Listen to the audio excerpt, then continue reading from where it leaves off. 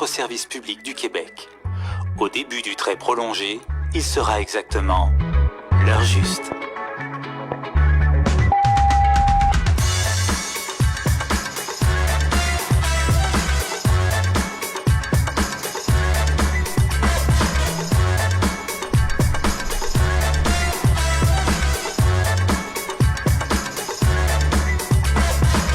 L'heure juste, avec Samuel Labrec et Michel Monette.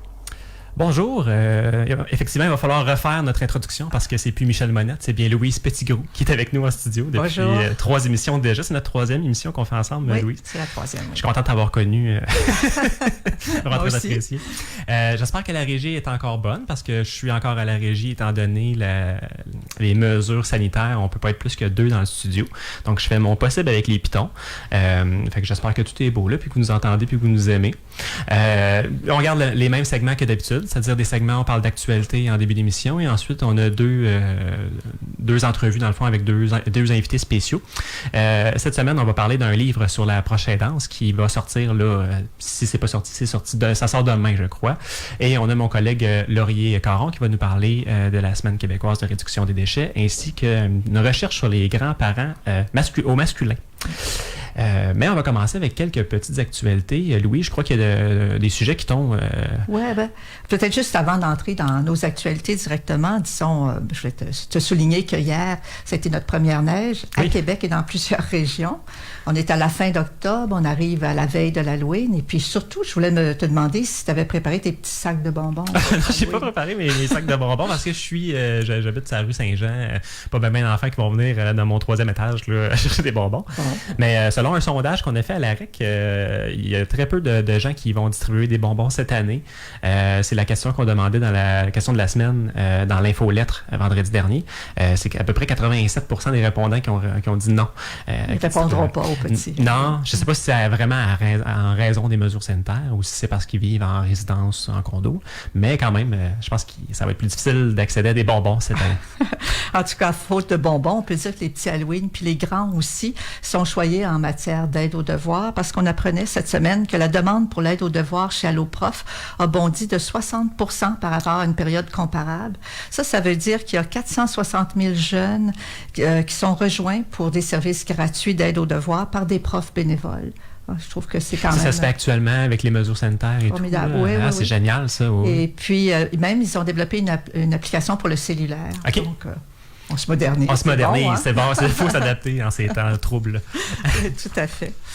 Écoute, moi, je voulais te parler de COVID-19 et de la santé mentale parce que je trouve qu'on en a parlé beaucoup dans les médias depuis quelque temps. Hier, au point de presse du premier ministre, il en a parlé lui aussi. La semaine d'avant, on nous disait que le mois de novembre serait très dur pour la santé mentale et même le maire Labaume appelait à décorer les villes, à ce qu'on sorte aussi nos décorations de Noël pour nous mettre la joie dans le cœur. Donc, on est sur ce sujet-là, mais rappelons d'abord que l'Organisation mondiale de la santé estime que la santé mentale, c'est la grande oubliée de la pandémie. Parce que même si beaucoup de pays ont prévu des budgets à cet effet, à ce sujet, c'est trop peu. Il n'y a pas assez d'argent consacré à ça et il y a beaucoup de groupes qui sont atteints par ces problèmes de santé mentale. On sait que du côté des jeunes, les observations font état d'accentuation de plusieurs maux, les troubles dépressifs, l'anxiété, le pessimisme face à l'avenir. Et aussi, on observe une hausse des appels reçus dans les lignes d'aide pour les femmes violentées. Une violence que les Nations Unies appellent d'ailleurs la pandémie de l'ombre. Et cette violence, elle se nourrit de l'isolement, des problèmes financiers, de l'anxiété qui provoquent des tensions. Et au Québec, SOS Violence conjugale a reçu 33 000 appels entre avril 2019 et mars 2020, ce qui, en tout cas, me semble énorme. C'est beaucoup d'appels de détresse. Le docteur Gaëtan Lucier, lui, qui est le gériatre, qui est, on peut dire aussi un ami de l'émission, puisqu'on le reçoit quelquefois, il s'intéresse aux séquelles de la COVID chez les aînés. Et dans une entrevue qui est parue dans Le Devoir la semaine dernière, il rappelait que plusieurs aînés vivent de la détresse, d'autant plus que la pandémie dure. Et avec l'isolement et le confinement de la première phase de la pandémie, certains ont subi une perte d'autonomie quant à la mobilité, l'équilibre, la mémoire et vivent de l'anxiété, des troubles d'humeur et tous les autres maux. Bonne nouvelle, cependant, la crise, nous dit-on, a permis d'identifier les maillons faibles du système de santé. Et dans les CHSLD, on serait maintenant mieux préparé pour éviter l'accentuation de ces maux. Ben, ça tombe bien parce que dans les CHSLD, on l'a vu, même s'il y a un meilleur contrôle, il y a quand même de l'éclosion là, à quelques endroits.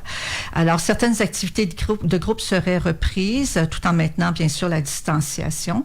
Et il me semble même d'avoir vu que l'activité Lire à tout âge, que parraine, entre autres, l'AREC, là, serait à la veille de reprendre dans les établissements. J'ai vu ça. J'ai pas vu la nouvelle, effectivement. Sur le site de l'AREC, je crois. Ils vont faire des vidéos, des capsules d'Halloween cette semaine. Donc, ils ont recommencé à faire des vidéos capsules. Bon. Mais dès qu'ils peuvent retourner, ils vont y aller. Tout à fait. Puis, il y a aussi le retour des proches aidants qui peut faire une différence importante parce qu'ils avaient été exclus dans la première phase de la pandémie. Alors, tout ça, un peu plus d'activité des proches aidants, tout ça devrait contribuer à une meilleure santé mentale pour les aînés et prévenir des maux là, qui sont quand même graves. Si je reviens maintenant au propos du docteur Lucier, il rappelle l'importance de suivre les consignes de la santé publique, bien sûr, mais il souligne que ce n'est pas évident pour les personnes âgées de restreindre leurs activités parce qu'elles sont souvent habitées par l'urgence, l'urgence de vivre, bien entendu. Et il dit ceci, ce que moi j'ai beaucoup aimé, soyez indulgents vers les aînés qui ont pris des décisions toute leur vie.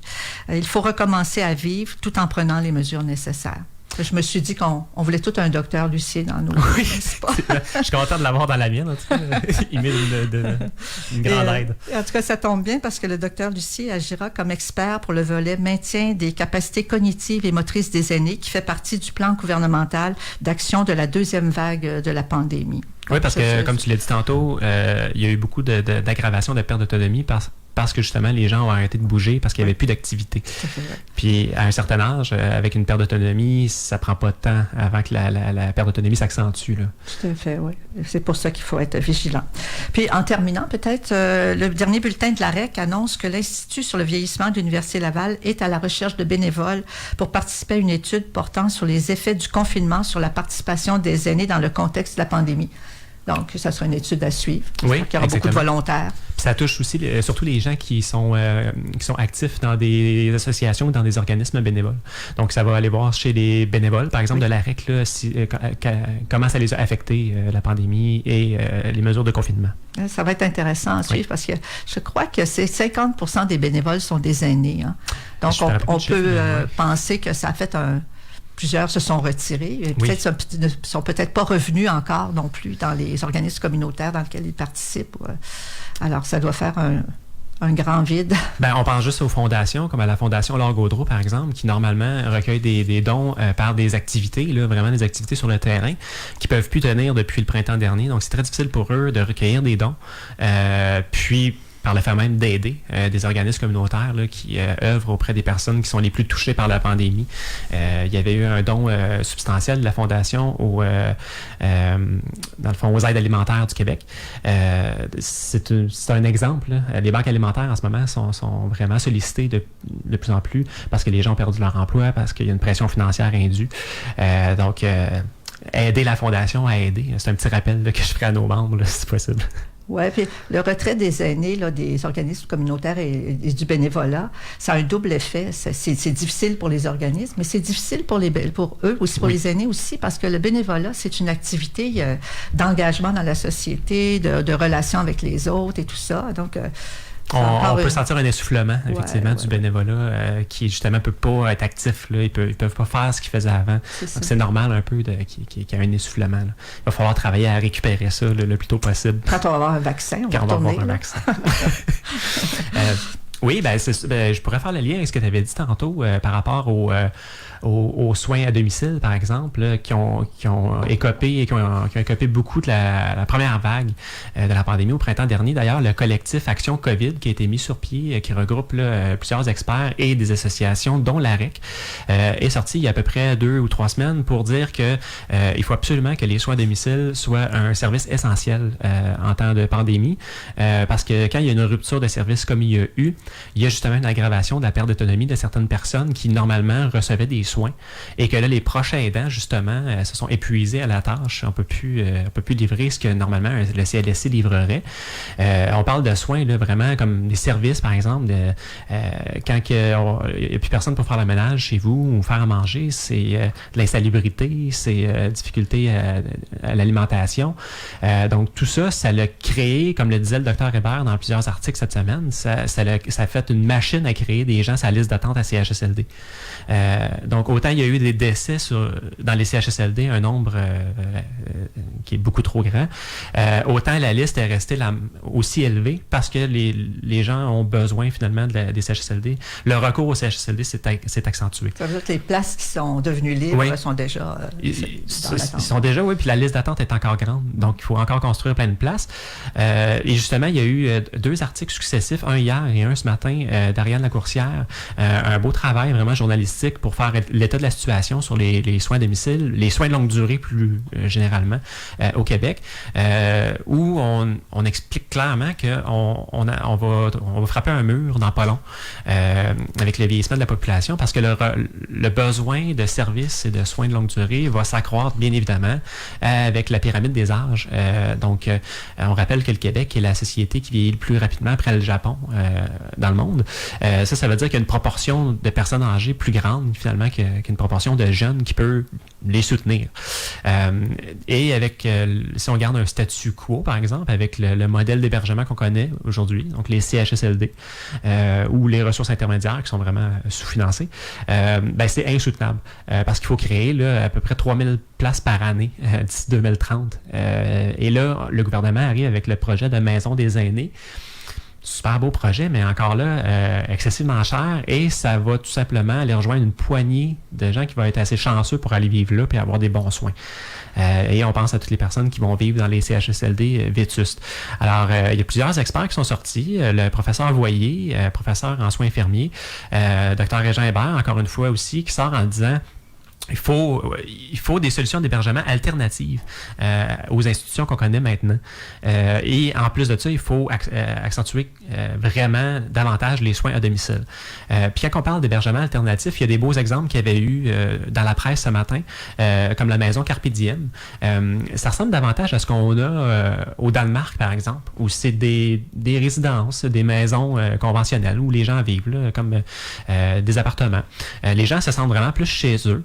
Et les soins se font en fonction du développement de l'autonomie de la personne, de la perte d'autonomie de la personne. Donc, la personne reste toujours au même endroit et le niveau de soins augmente en fonction de de ses besoins. Mais ça s'est fait au Danemark parce qu'il y a eu des réformes sur la façon de financer les soins de longue durée. Au Québec, on finance les soins de longue durée en mettant de l'argent dans des établissements. Donc, on met les enveloppes là en disant, si tu tombes malade, c'est là que tu vas. Il faut que tu te déplaces, il faut que tu es là. Dans plusieurs pays, dans une quinzaine de pays de l'OCDE, l'argent suit le patient. Donc, tu as tel besoin, voici l'enveloppe auquel tu as droit et c'est toi qui choisis tes services. C'est toi qui vas vivre là où tu veux. Et ça fait en sorte que les gens, avec leur allocation, vont finir par aller vivre dans des endroits et choisir les services qui sont besoin. Et le modèle de CHSLD devient caduc. Le modèle de résidence privée qu'on connaît en ce moment aussi devient un peu caduc. Les gens font le choix de soit rester à domicile le plus longtemps possible ou avoir des solutions d'hébergement qui les touchent davantage. Ne pas mettre dans un même établissement des personnes adultes handicapées qui souffrent de sclérose en plaques avec des personnes qui souffrent d'Alzheimer parce qu'on a un seul modèle à leur offrir. Donc, dans la presse ce matin, il y avait cette proposition-là d'assurance autonomie qui avait été émise par le Dr Hébert avec un projet de loi qui est mort au feuilleton parce que, il a perdu ses élections et le gouvernement qui l'a succédé n'a pas décidé de continuer le projet. Par contre, il y a plusieurs acteurs dans le milieu, comme justement les gens qui ont de la maison Carpe Diem, qui disent, avec l'assurance autonomie, on pourrait offrir davantage de services parce que c'est toutes des choses qui s'offrent en marge du réseau. Parce que le ministère ne finance pas vraiment l'innovation, il finance vraiment juste les établissements. Donc, ce serait peut-être un modèle à penser sur revoir la façon de financer l'hébergement. C'est une petite révolution, ça. Sans même mettre de l'argent supplémentaire, déjà changer la façon dont on alloue l'argent, c'est déjà une révolution en soi. Mais il faut subventionner davantage. Je pense qu'on est à 1,3% du budget de l'État aux soins de longue durée, alors qu'au Danemark, c'est 2,3 %. Je trouve que c'est une solution qui a plein de bon sens et qui semble rallier beaucoup de monde aussi, de plus en plus, je dirais, parce qu'on en entend de plus en plus parler. La maison dont tu parlais tout à l'heure, la maison Carpe Diem, une des caractéristiques, c'est que les portes ne sont pas barrées. Et il disait que ça rend parfois des familles un petit peu dans l'insécurité. Ils craignent un peu pour leurs aînés, mais ça semble fonctionner parce qu'il y a une sorte de vigilance qui s'exerce quand même. Là, mais c'est sûr que c'est des modèles. Puis c'est des petites unités. Hein, je pense qu'il y a 15 ou 17 oui, c'est souvent des petites unités, effectivement. Personnes qui sont là-dedans. Là. Et j'ai vu que dans un autre CHSLD, je ne me rappelle plus où, eux aussi, ils fonctionnent avec beaucoup de monde dans leur CHSLD, mais ils fonctionnent par petits groupes. Ils regroupent les gens qui ont un peu les mêmes problèmes. Mais ils disaient que ça diminue l'agressivité en ayant des jeunes. En tout cas, ça facilite le travail du personnel aussi, de pouvoir se concentrer vraiment sur différents types là, de problématiques, troubles cognitifs, etc., plutôt que d'avoir de passer d'une personne à l'autre. Pour le personnel, ça simplifie la tâche aussi. On ne manque pas de bonnes idées, mais il reste des choix politiques importants à faire. C'est toujours une question de volonté politique. Oui, tout à fait. Oui. Je pense que tu avais un autre sujet avant de passer à notre c'est pas tout à fait c'est un peu la même chose, mais pas tout à fait. C'est sur les aînés autochtones. Oui. Ces dernières semaines, on a beaucoup parlé des relations entre les Autochtones et les services de santé, notamment avec le décès tragique de Mme Echapian. On a parlé aussi des relations avec les services sociaux dans le cas des 2 bambins qui ont été assassinés à Wendake. Et moi, je me suis demandé comment ça se passait, les rapports avec les services de santé pour les aînés autochtones. Et d'abord, il faut savoir, en commençant, là, que 60% des Autochtones qui ne vivent pas dans leur communauté, qui vivent dans les villes environnantes. Donc, c'est quand même un chiffre important. C'est plus de 60%. Par contre, les Autochtones âgés, eux, sont encore très présents dans les communautés et ils ont tendance à faire la navette pour leurs soins de santé vers les villes plutôt que d'aller s'installer carrément en ville. Et pour avoir des soins de santé adéquats, ils ont besoin de 2 choses, de services de traduction et d'accompagnement. Parce qu'il faut se rappeler que les aînés autochtones, c'est la génération qui est passée dans les fameux pensionnats fédéraux. Et on peut penser que leur relation au service public est teintée là, par cette expérience qu'on pourrait dire douloureuse, pour le moins douloureuse, là, c'est ça. Avec le décès de Mme Echapian à l'hôpital de Joliette, la méfiance envers le service hospitalier a augmenté. C'est en tout cas le constat que faisait la docteure Gessineau, tu as peut-être vu dans les journaux en fin de semaine, qui est d'origine autochtone, qui propose pour sa part la mise en place d'une clinique mobile composée de médecins, de personnel de la santé, qui se rendrait dans les communautés pour dispenser des services. C'est intéressant. Mais en attendant, les associations, ça se fasse, en espérant que ça va se faire, les associations autochtones réclament un meilleur financement pour les services de traduction et d'accompagnement. Et ils réclament aussi, bien sûr, de la formation pour les intervenants, parce que c'est 3 clés pour que les choses se passent bien. Maintenant, l'autre question que je me suis posée, c'est est-ce qu'on trouve des aînés autochtones dans les CHSLD et dans les résidences personnes âgées? Bonne question. Peu de statistiques à ce sujet. J'en ai pas vu quand j'y étais. Mais on peut penser qu'il n'y en a pas beaucoup pour la bonne raison que les aînés, qu'ils soient seuls ou en couple, ils ont tendance à vivre chez un des membres de leur famille et c'est la famille qui dispense les soins, qui s'occupe d'eux. Donc, c'est plus le modèle qui a cours. Pour ce qui est des résidences personnes âgées, elles ne conviennent pas vraiment parce que dans une RPA, on ne peut pas amener toute notre famille, on ne peut pas amener le membre de notre famille à part notre conjoint. Donc, c'est pas non plus la formule qui leur convient très bien. Et pour répondre à ce besoin, les associations autochtones suggèrent plutôt qu'on finance la construction d'habitations communautaires multigénérationnelles qui correspondraient mieux là, à la façon de vivre là, pour les aînés autochtones. Et il est intéressant de signaler qu'en octobre 2019, donc juste avant la pandémie, on a annoncé la construction à Wendake du premier CHSLD dans une communauté autochtone. Il y avait même eu Mme Blais, le chef de l'Autochtone, pour faire la première pelletée de terre. Ça devait s'ouvrir cet été, mais peut-être qu'avec la pandémie, il y a eu un peu de retard. Mais on avait prévu 12 places là, dans ce CHSLD qui était en milieu autochtone, donc qui permettait aux gens de rester dans leur communauté. Je voulais signaler aussi qu'en ce moment, dans l'actualité, il y a le rapport Vient qui s'appelle, rappelons-le, et je pense que le nom est important, Commission d'enquête sur les relations entre les Autochtones et certains services publics.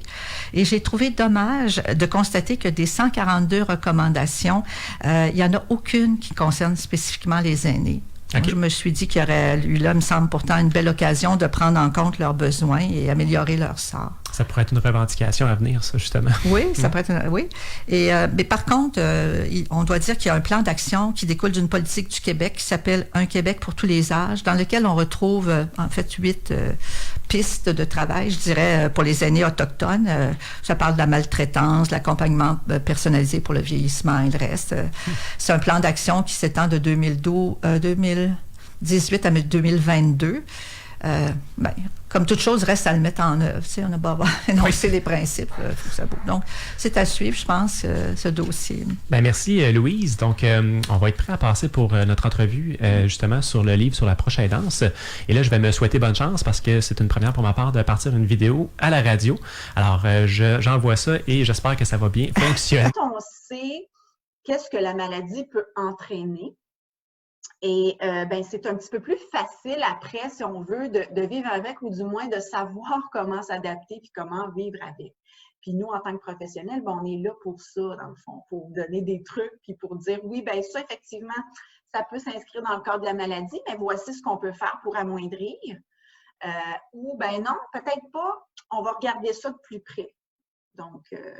Alors, justement, là, on va avoir un livre qui sort très bientôt qui s'appelle « Devenir proche aidant ». C'est quoi l'objectif de ce livre-là, finalement? Oui, c'était vraiment justement pour accompagner les proches aidants. C'est un livre qui s'adresse directement aux proches aidants pour mieux, justement, à la base, c'est pour expliquer tout ce qui peut arriver justement comme changement et faire en sorte, quand on comprend, c'est un petit peu plus facile, si on veut, de cheminer avec. C'est encore, je pense, moins de frustration, moins de confusion, peut-être, de savoir ce qui se passe, puis pourquoi c'est là, puis surtout comment y réagir. Donc, le livre est vraiment tout dans cette optique-là, de rendre ça un petit peu plus... On n'est pas en train de dire là, que c'est une partie de plaisir tous les jours, c'est pas ça, mais comment rendre ça un petit peu plus facile, justement.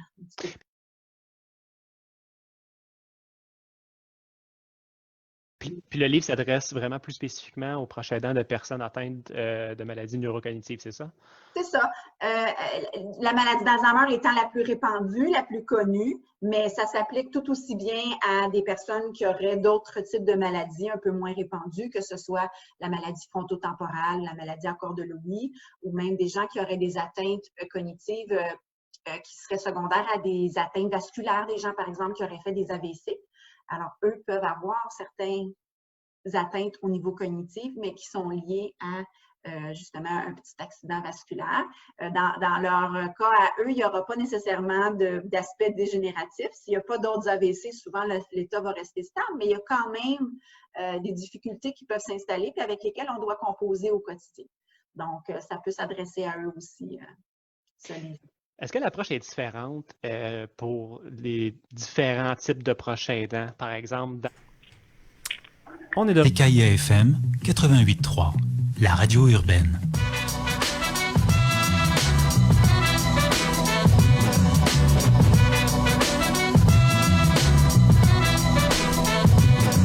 Bon, visiblement, j'ai lamentablement échoué ma transition vers la vidéo. J'ai pas été capable de partir l'entrevue à partir de la première seconde. Ça commence en plein milieu. Donc, ce que je vais faire, c'est passer immédiatement à l'entrevue qu'on a fait avec Laurier Caron. Pendant que l'entrevue va se faire à ce sujet-là, je vais m'arranger pour que l'entrevue avec Karen Thorne parte du bon pied par la suite. Donc, on passe à l'entrevue avec Laurier Caron. Merci. Retour à l'heure juste, l'émission de radio de la REC sur les ondes de CKIA FM. Et on a avec nous un invité très très spécial que vous avez déjà entendu par le passé, qui est mon collègue Laurier Caron. Laurier, peux-tu nous rappeler c'est quoi ton titre, s'il te plaît? Bonjour tout le monde. Moi, je suis conseiller à la vie associative et en appui aux dossiers sociaux. C'est ça. Dans le fond, tu t'occupes de plusieurs dossiers, dont notamment l'environnement et aussi le dossier de la condition des hommes. Oui, absolument. Puis d'ailleurs, aujourd'hui, tu vas nous parler de quelque chose d'assez important à la REC. C'est un événement qui se produit à chaque année. On parle de la Semaine québécoise de réduction des déchets. C'est bien ça?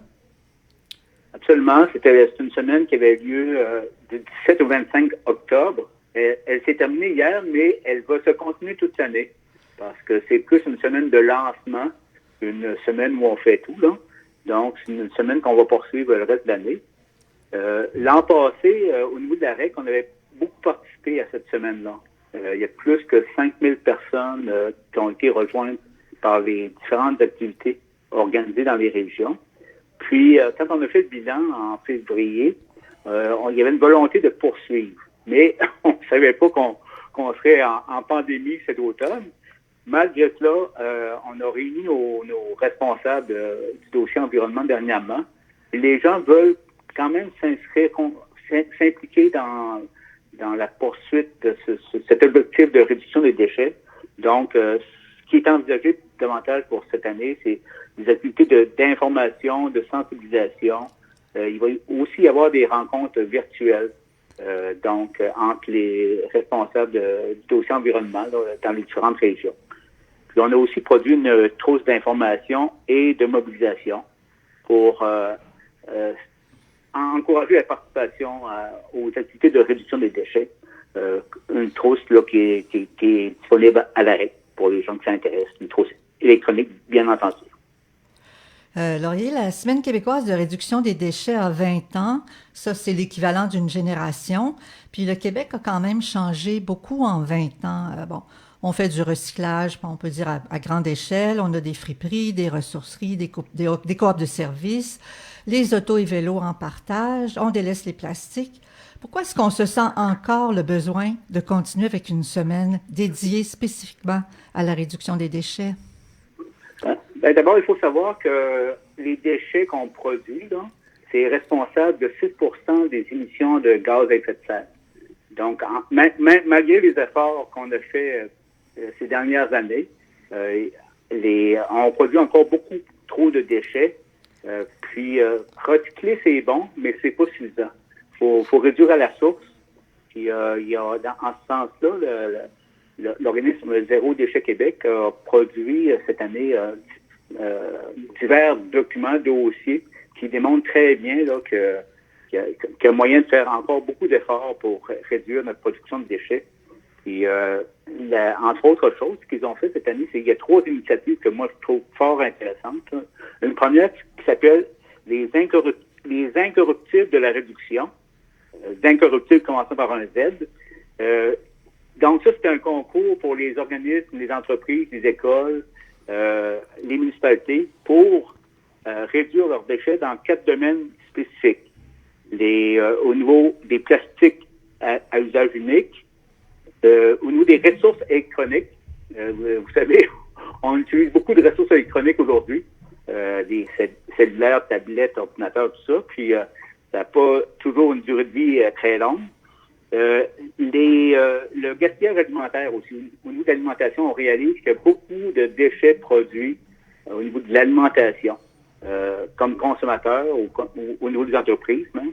Puis, il y a aussi un concours au niveau de l'économie circulaire. L'économie circulaire, c'est comment faire en sorte que un produit ou ce qu'on fait peut servir à d'autres dans des connexes, dans des domaines connexes.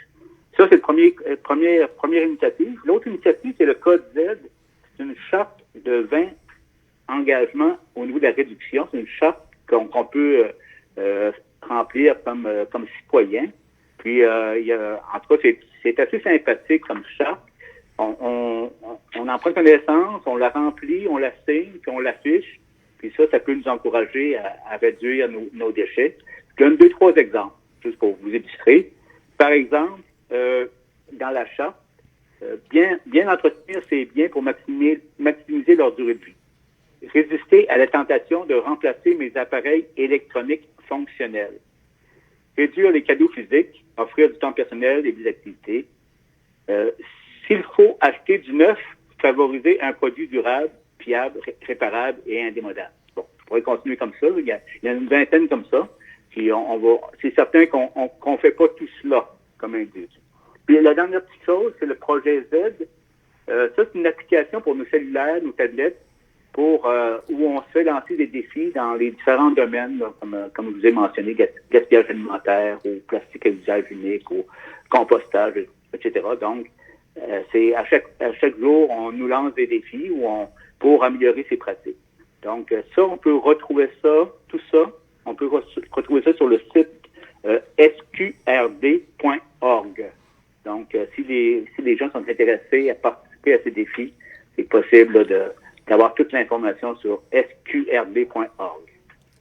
Puis c'est peut-être aussi important de souligner le fait qu'on a l'impression qu'il y a eu beaucoup d'efforts qui s'est fait collectivement pour la collecte des déchets, le recyclage et tout, mais qu'en proportion dans le monde, le Canada reste un champion mondial de production des déchets par habitant. Puis ça, on l'oublie souvent parce que justement, on a l'impression qu'on en fait plus, qu'on fait plus d'efforts, mais en même temps, on consomme aussi davantage, comme tu l'as dit tantôt, Laurier, que beaucoup de pays dans le monde par citoyen. Puis la quantité d'ordures générée par habitant, ça a bondi de 16% depuis 15 ans. Ça va aussi avec l'augmentation de la population, bien sûr.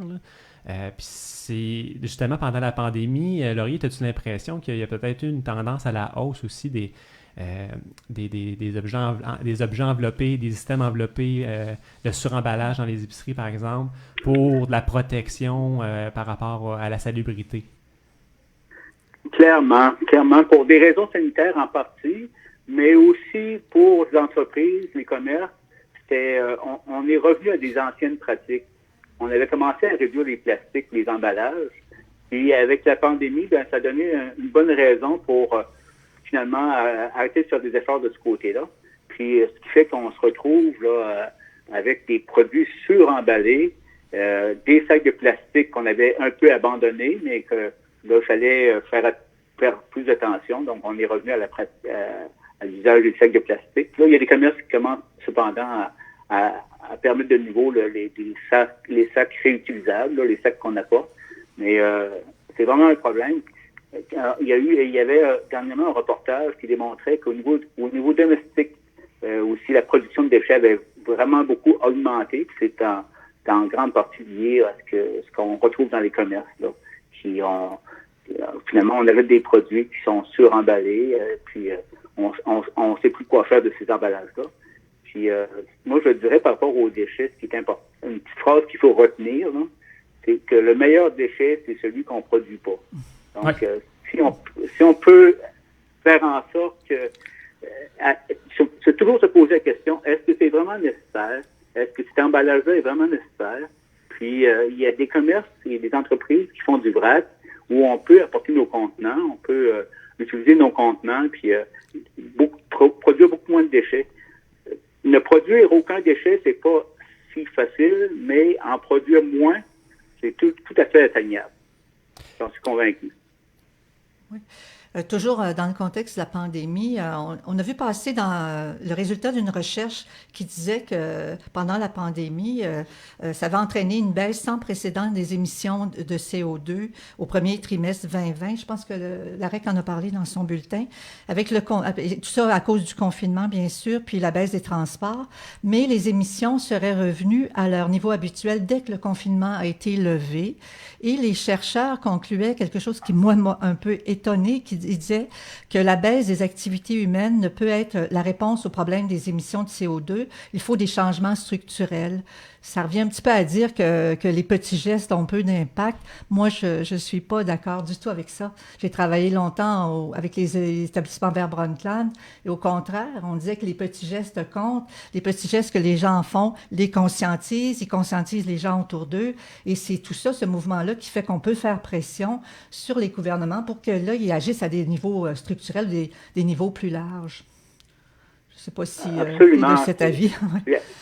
Absolument, c'est tout à fait juste parce que en 2008, il s'est produit la même chose. Hein, il y a eu la crise en 2008.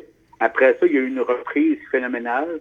Puis on a recommencé à produire autant de déchets, de produire autant de gaz à effet de serre. Il se produit la même chose avec la pandémie. Mais ça veut pas dire qu'il faut arrêter de faire ce qu'on peut pour réduire ces déchets ou réduire notre production de GES. Par exemple, dans la charte dont je vous ai parlé tout à l'heure, il y a la question du transport. Est-ce qu'on peut recommencer à prendre le transport en commun, faire du covoiturage, malgré les risques qui sont quand même assez bien contrôlés. Moi, je crois que oui. Puis, comme vous le disiez, si on agit personnellement, ben ça nous rend plus forts pour exiger des changements au niveau structurel que si on n'agit pas. L'un ne va pas sans l'autre, selon moi. Puis peut-être un des efforts qui pourrait être fait au niveau du gouvernement, c'est davantage appuyer les commerces locaux pour la vente de leurs produits. Parce que justement, des entreprises comme Amazon, leurs actions ont bondi de manière vraiment impressionnante pendant la pandémie parce que tout le monde a commencé à se faire livrer des choses chez eux. Puis là, quand on parle de suremballage, puis de transport aussi des items, ça peut être assez catastrophique comme bilan environnemental. Fait que pour réduire à la source, ça fait des années qu'on dit au monde d'acheter local, mais là, si les commerces sont fermés, puis qu'on n'accompagne pas les commerçants pour leur permettre de vendre leurs biens, on n'améliore pas du tout les choses, là. Ouais, faut les connaître, ces produits-là, puis il faut faciliter la mise en marché aussi. Tous les producteurs locaux, là, la plupart d'entre eux ont de la difficulté à faire connaître leurs produits puis à les vendre parce que les réseaux de distribution sont pas organisés pour que ce soit facile. Donc, il y a tout un effort à faire de ce côté-là. Bon, l'initiative du panier bleu, c'est bien, là, mais je pense que le coup que le projet a été lancé, je suis pas certain qu'on a continuer à travailler pour que ce soit facile pour toutes les petites entreprises, les entreprises agricoles, tout ce qui se fait au niveau artisanal.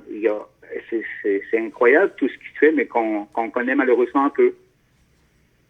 Peut-être en terminant, avant de passer à l'autre sujet, je voulais vous signaler deux choses. C'est que le gouvernement a développé une application qui s'appelle Ça va où, qu'on peut télécharger sur la tablette ou sur le téléphone et qui donne beaucoup d'informations et des trucs pratiques pour la récupération. Et on dit aussi beaucoup de bien d'un documentaire qui s'appelle La nature se révolte, qui porte sur l'impact concret des changements climatiques au Canada. Ça dure 50 minutes et c'est disponible sur tout.tv. Ah, super, merci beaucoup Louise. Puis pour passer à l'autre sujet, comme on l'a dit tantôt, tu es responsable aussi du dossier de la condition des hommes, Laurier, avec le comité des hommes de l'AREC. Puis un projet de recherche, je pense, qui va avoir cours cet automne, qui va toucher particulièrement les membres masculins là, de l'AREC. Oui, en fait, c'est une première au Québec, une recherche sur les grands-pères. On sait qu'il y a pas mal d'hommes qui sont grands-pères. Il y a une recherche qui va se mener cette année avec un premier volet auprès de 384 grands-pères membres de l'AREC tirés au hasard. Ça, c'est une recherche qui va se faire avec par questionnaire. Alors, il y a un questionnaire qui est en élaboration présentement. Puis il y a un deuxième volet qui se ferait davantage à l'hiver en collaboration avec la table régionale des aînés du Saguenay-Lac-Saint-Jean. Là, il s'agirait d'entrevues avec des grands-pères et leurs petits-fils. Donc, ça va se faire plus en 2021.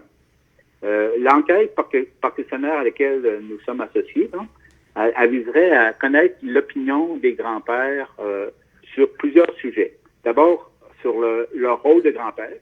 Bon, on sait que le rôle de grand-père, comme celui de parent, ça peut être un rôle affectif, utilitaire ou disciplinaire, pas souvent disciplinaire, mais ça peut l'être.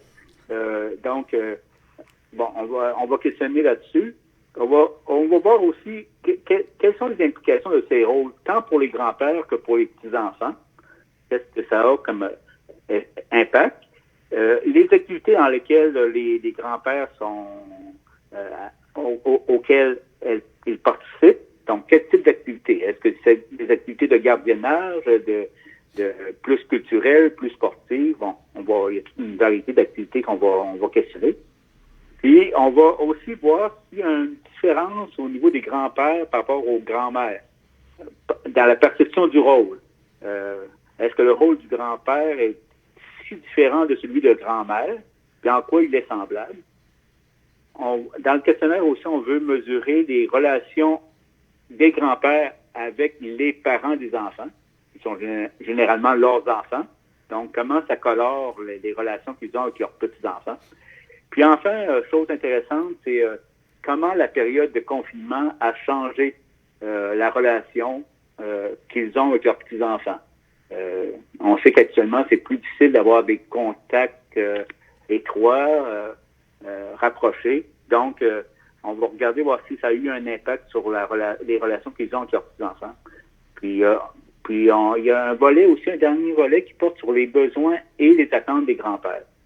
Est-ce qu'ils ont besoin de soutien, de formation, parfois de médiation? Il y a des relations des fois qui sont moins positives. Donc, est-ce qu'il y aurait lieu de mettre en place des services ou au niveau des CLST ou autrement pour venir en soutien à ces grands-pères dans leur rôle? Donc, c'est fort intéressant. Moi, comme grand-père, la recherche m'intéresse beaucoup. Mais puis, je pense que les gens qui vont répondre au questionnaire vont y trouver de l'intérêt parce que ça permet en même temps de réfléchir sur son propre rôle puis comment ce rôle est vécu avec ses petits-enfants. Ben, Laurier, tu es techniquement membre de la REC, je pense. Fait que tu pourrais être appelé à participer à cette recherche. Oui, mais comme je l'ai dit tout à l'heure, ça va être tiré au hasard. Ah, c'est ça.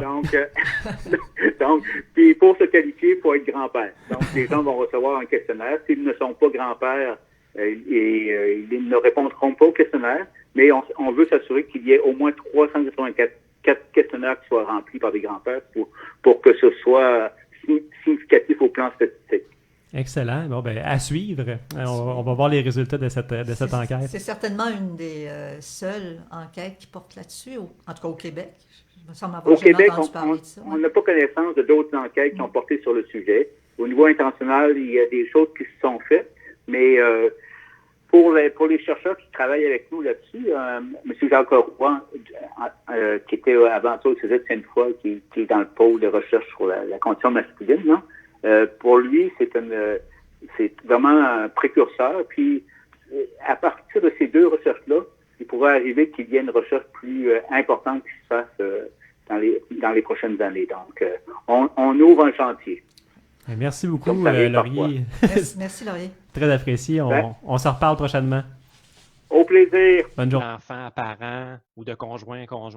Parce que j'imagine que comment je deal avec mon père qui souffre d'Alzheimer ne sera pas la même façon que comment ma mère va dealer avec mon père qui souffre d'Alzheimer, pour plein de raisons. Oui, c'est un bon point. On n'a pas nécessairement fait cette distinction précise-là dans le livre parce qu'on voulait que ça s'adresse généralement à le plus de personnes possible, qu'on soit donc un conjoint ou un enfant. C'est quand même des principes assez généraux puis qu'on peut adapter. On donne beaucoup d'histoires de cas, d'exemples. On a aimé faire imager des fois les choses un petit peu. Donc, pour rendre ça le plus concret possible puis que les gens puissent l'adapter dans le fond à leur situation. C'est sûr qu'il y en a des petites distinctions à faire, mais c'est vraiment plus, je dirais, du cas par cas si on veut. Mais si je le lis, ça me rassurerait parce que je suis un peu hypocondriaque. Puis des fois, je transmets ça même envers, je fais de la projection. Fait que quand mon père me raconte 3 fois la même histoire dans la même semaine, quand il m'appelle, je commence à angoisser en me disant « Tu peux juste aller passer un test pour le fun. » Par rapport à l'Alzheimer? Ben, non, mais mon angoisse, c'est par rapport à mon père. J'ai peur pour mon père. Tu sais. Ah, OK, d'accord. Alors que c'est probablement peut-être une carence en vitamine B12 ou je sais pas. Bien, il y a des possibilités. En fait,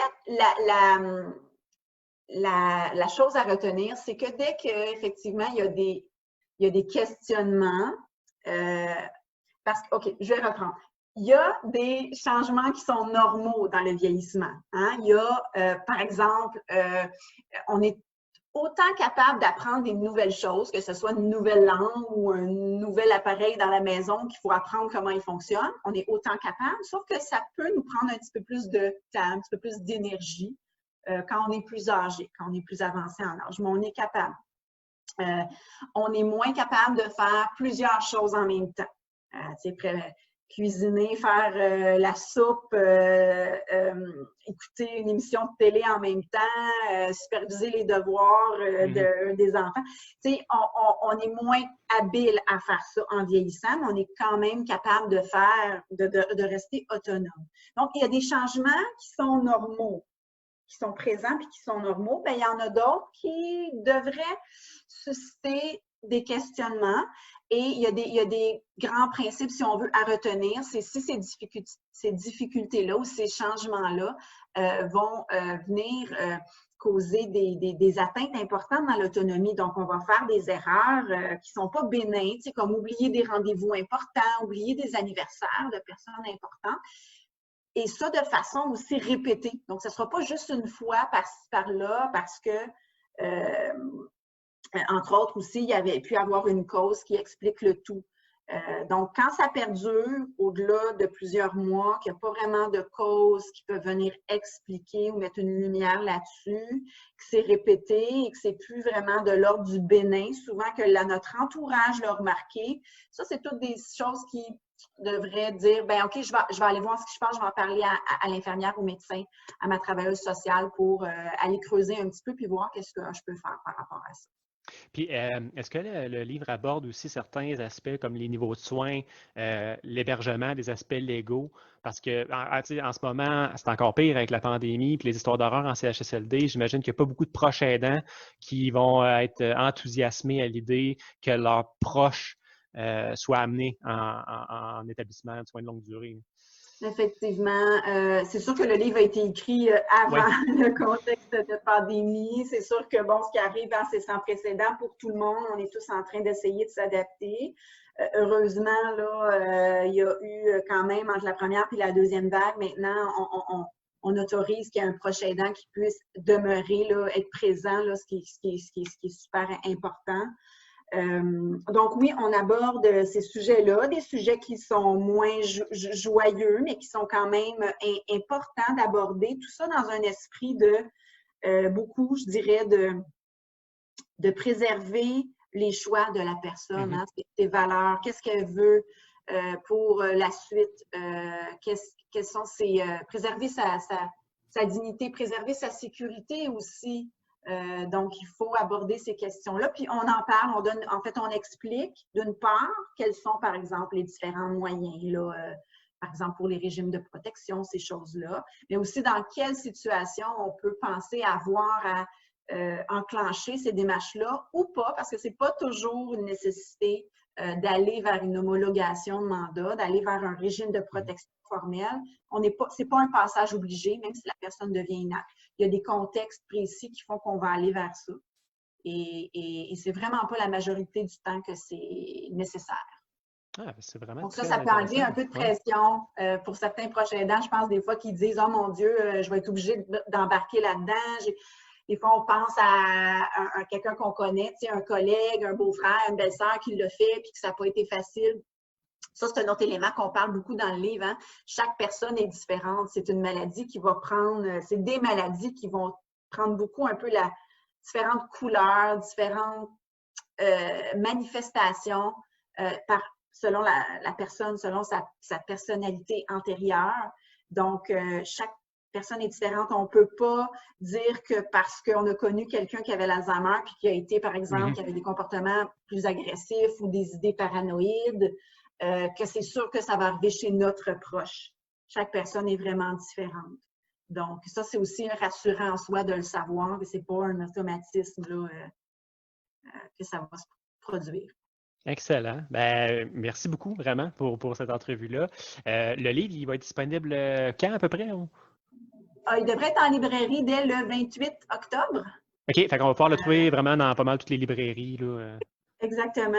Et il y a aussi, il va y avoir un lancement officiel virtuel à cause du contexte, évidemment. Si les gens sont intéressés, ils peuvent aller sur la page web du Centre Avantage, qui est associé à l'Institut de gériatrie de Montréal. Et il y aura un lancement en date du 5 novembre.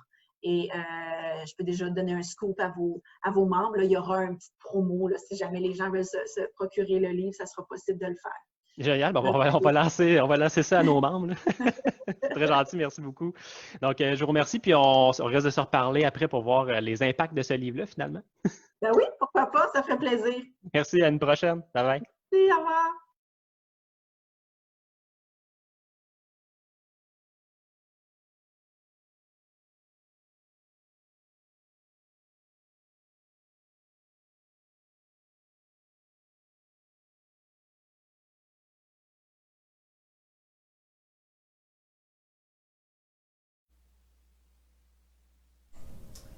Bon, alors, comme vous avez vu, j'ai pas réussi à faire jouer la vidéo encore une fois au complet. Je m'en excuse. Toutefois, on l'a, l'entrevue au complet, elle existe. Là, je vous mens pas, c'est pas une fausse nouvelle. Donc, elle va être disponible sur notre page Facebook, aussi dans notre infolette. Je vais la mettre dans son intégralité, là, l'entrevue, parce que c'est une excellente entrevue sur un excellent livre qui, je pense, pourrait toucher plusieurs de nos membres, parce que on le sait, beaucoup de nos membres sont des personnes proches aidantes, et certains de nos membres sont aussi des personnes qui sont aidées par des personnes proches aidantes.